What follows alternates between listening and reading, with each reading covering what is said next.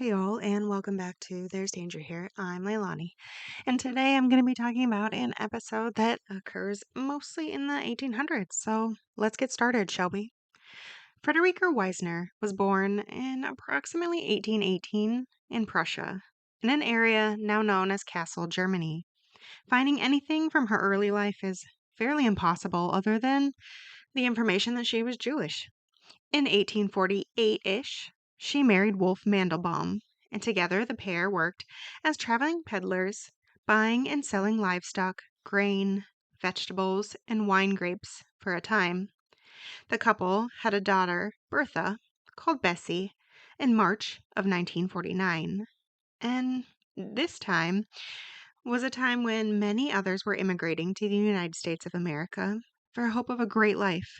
And so too did Fredericka, Wolf, and Bessie in 1850, fleeing the potato famine along with growing anti-Semitism. Traveling on the Erie, arriving in New York in September of 1850, they set up in Kleindeutschland, or Little Germany, on New York's Lower East Side, moving in with family and friends, meaning here they moved into a single room in a tenant house that contained more than 20 families, in a neighborhood where sewage backed up in the backyards and outhouses, and rats ran rampant. During this time, Bessie became ill and died.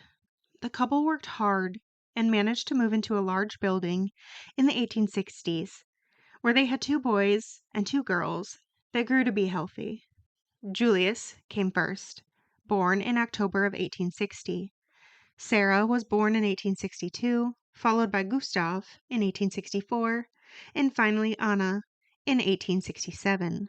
In order to pay for her growing family, Fredericka worked as a peddler in Kleindeutschland, selling silk and fabric. She found that she was good at this, and by the mid-1860s, the family was able to open their own small dry goods shop, which worked legitimately out of the front. Here again, Fredericka learned quickly. She began her fence out back. And a fence is a person who buys, sells, or receives stolen goods for profit. She knew that she shouldn't purchase anything, especially larger items, without already having a buyer in place, and this lessened her risk. It also gave her a reputation as a middleman, moving both legitimate and illegitimate items between people without asking questions. As her notoriety grew, the class of her clientele upgraded as well. She picked up the name Marm, or Mother, around this time. And throughout this time, growing her legitimate and not so legitimate business, Fredericka continued to be a devoted and loving mother, at times a bit overbearing, owing to the loss of their first child, Bessie.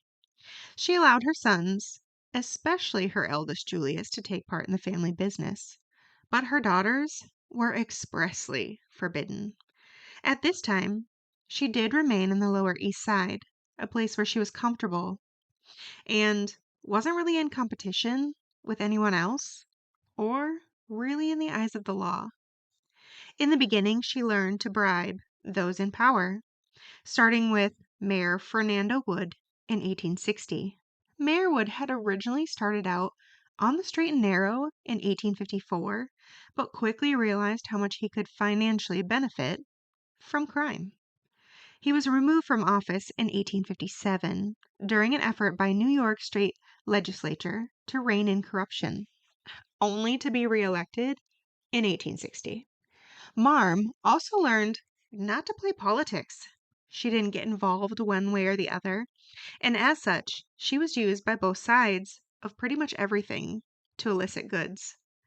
In 1864, William Marcy, boss, Tweed, began the Democratic organization, and Marm quickly realized he had more clout and power when he became the Grand Sachem of Tammany Hall. She ensured his pockets were sufficiently lined. Those that paid their dues became known as the Tweed Ring, and pickpocketing, burglaries, and gambling dens grew exponentially around this time. The police force was also fairly new in the area beginning in 1844 and massively underfunded and undermanned. owing to this large number of immigrants continuing to flow into the United States. The bulk of the force learned to look the other way and received their portion of the bribe. Still, things can't just simply go unchecked, and rival parties noted the corruption. A reform began in the 1870s. The Tweed Ring was brought down in 1871 when the New York Times published an expose on the corruption of the Tweed and his cohorts. By December, Tweed was arrested, and a year later he was in trial. Naturally, the jury was hung, even if members of the jury had, allegedly been bribed. He was retried, however, in 1873, this time with one police officer assigned as a guard to one juror apiece. And, unfortunately, it worked. This time Tweed was found guilty and given 12 years. He served 1. In order to expand and grow, Marm worked with pickpockets, burglars, and con artists all over New York City. This brought in more business to Marm and her shop. The running joke was that she had her own school for criminals, teaching new and young men how to be pickpockets and con artists. And women, too. Increased during the Civil War, when both the legitimate and illegitimate businesses flourished, depending on their wear. Marm raked in money hand over fist. Then, as the Civil War ended, the crime rate continued to skyrocket, simply adding to Marm's plethora of wealth and people to work with.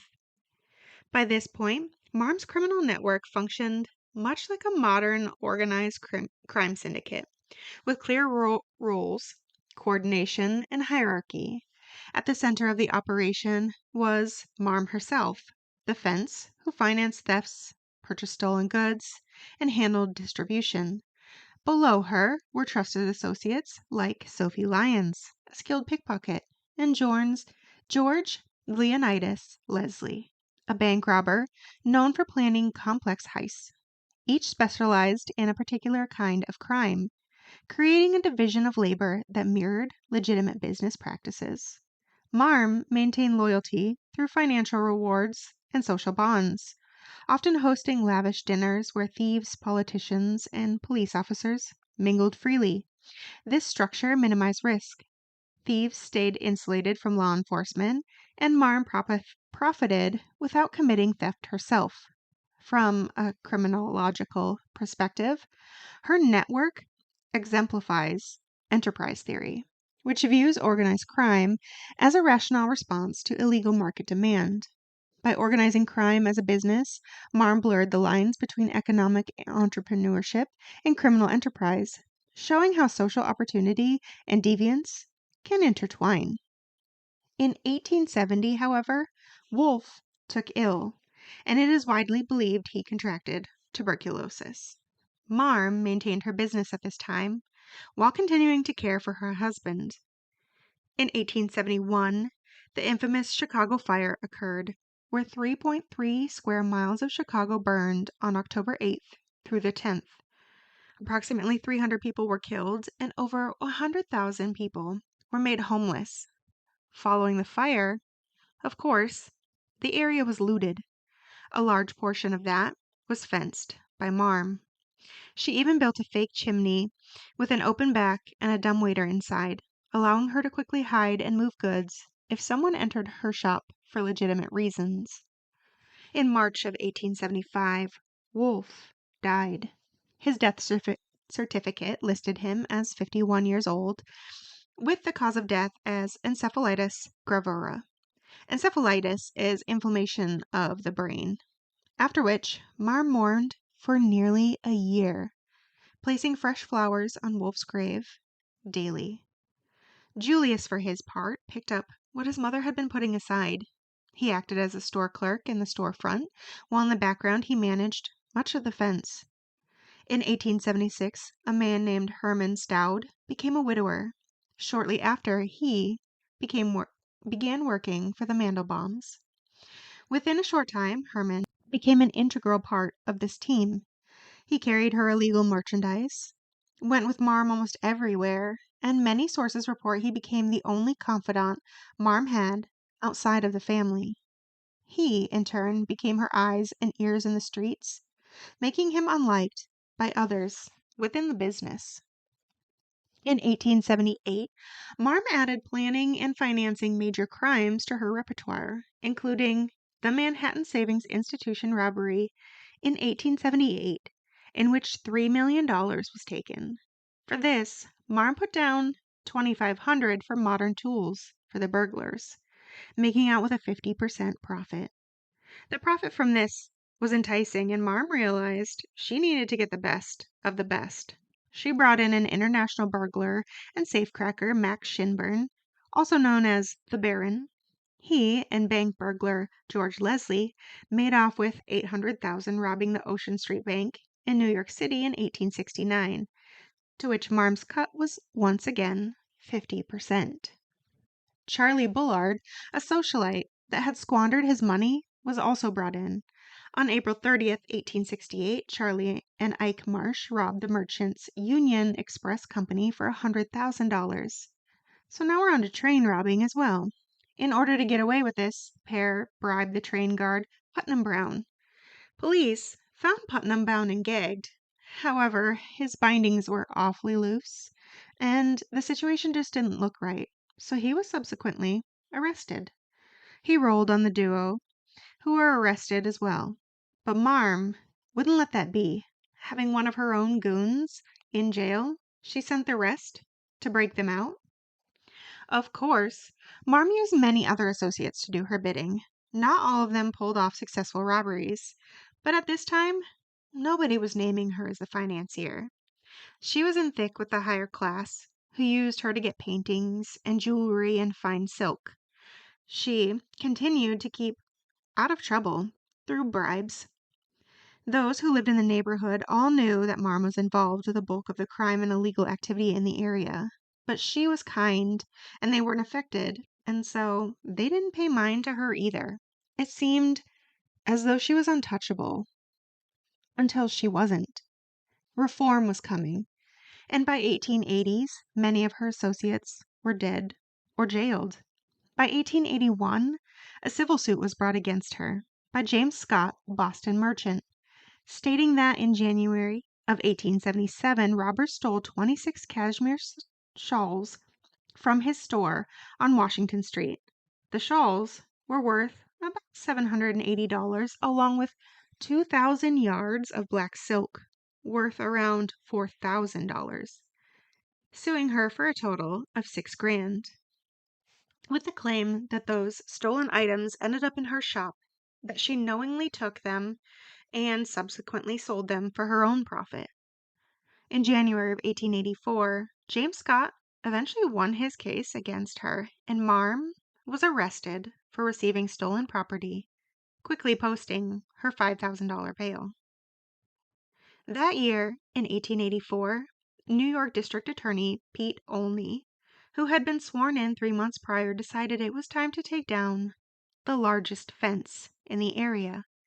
The New York City police couldn't, or perhaps wouldn't, act against Marm, so the Pinkerton National Detective Agency, a private agency known for tracking criminals and union organizers, was hired to investigate her. Their boast was that they were not able to be bribed or turned. Two brothers truly on the straight and narrow. Quote, Mr. Olney undoubtedly took the utmost aggressive interest in Mother Mandelbaum's affair, if his private utterances are to be believed, and there has never been, among respectable persons, a doubt in this regard. He thought that the existence of a woman who, by various means, had been enabled to control the most dangerous and wealthy criminal interests of America was a burning shame. He employed the Pinkerton Agency in order to discover a plan by which either the woman might be brought to justice or her business broken up. End quote.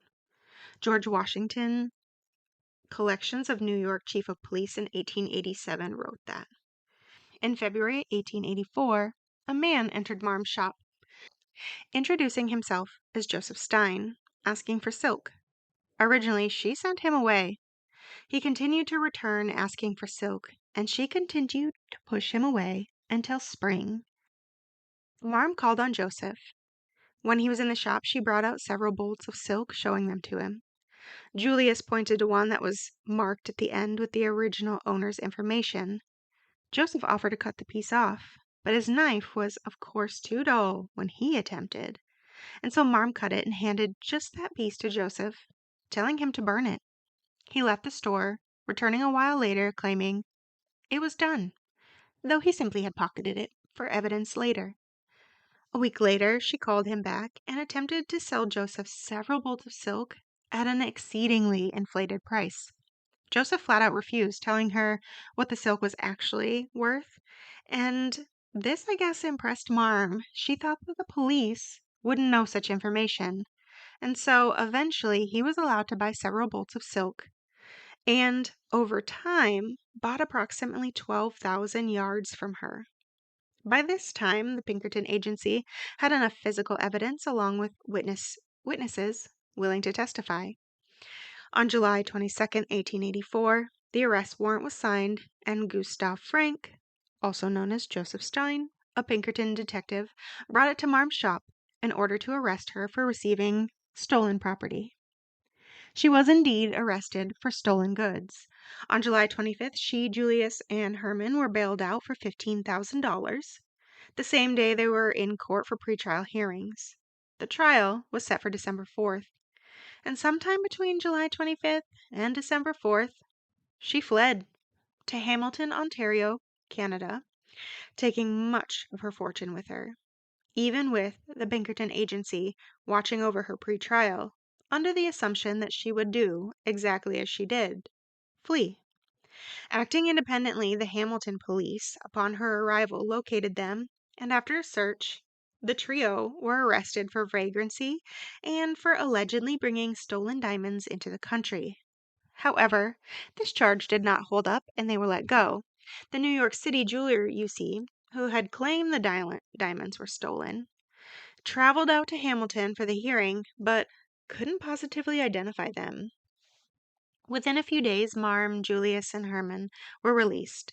It took several more weeks before the Canadian authorities returned the diamonds, after, of course, Marm paid custom fees and expenses of $614. After that, Marm bought a two-story whitewashed house on Hamilton Street, joined the local synagogue, and opened another haberdashery shop. A year later, when daughter Annie died, Marm came back to New York. She attended her daughter's funeral and subsequently returned to Canada. She lived there quietly until her death in 1894. Marm remains an iconic figure in American criminal history, often remembered as Queen of Fences or the Queen of Crooks. According to the New York Times, in July 24th, 1884, quote, "The woman has really been, for more than 20 years, the nucleus and center of the whole organization of crime in New York.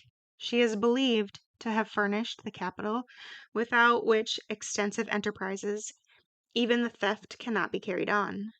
She is known to have been the fence through which stolen goods were disposed of, and without the facilities thus furnished, robbery as a business would have been impossible." End quote. On a side note, it wouldn't be until December 3rd, 1971, the United States and Canada signed an extradition treaty. Of course, long after Marm was gone.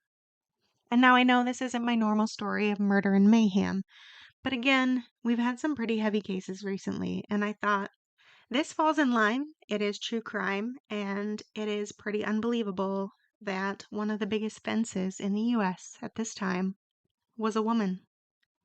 Now, to all those out there listening, be careful. It's a dangerous world we live in.